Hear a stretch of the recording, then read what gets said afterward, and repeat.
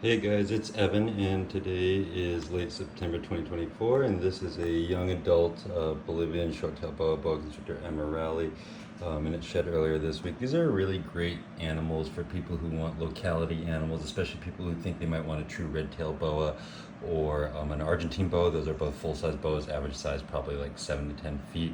These are a good option for people who want a lot of those pluses without the minus of a huge size. These guys probably max out around 6 feet. But they're pretty cool. They're gorgeous. I love their body shape.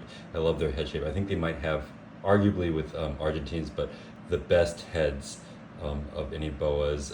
They're just a really great size as adults. You know, they're big enough to be big, but they're not so big to be unmanageable. But yeah, I don't know what else to say. They seem kind of like an in between. They seem like a miniaturized version of something between a BCC and an Argentine. Not like a hybrid, but like the characteristics of those two, because I've seen a BCC BCO hybrid. They don't look like this, to be clear, but they just share the characteristics of that species. So that's what I wanted to show you, is just a little species highlight. And then today's main point of this video is why I never get perfect sheds with my boa constrictors. And so the boa actually shed on Wednesday. Today's Saturday, so it shed like 4 days ago. And if you look at this, I just always get these really chewed up sheds like this. And you know, people say that a sign of a good humidity is perfect sheds, and I just kind of misleading title on this video is I do get perfect sheds. I do get perfect sheds, but I also keep isopods in my human high box. Almost every single human high box in here I have colonized with isopods, powder orange isopods. I'm not super into isopods. I have a couple other species in colonies, but powder oranges are just a good workhorse.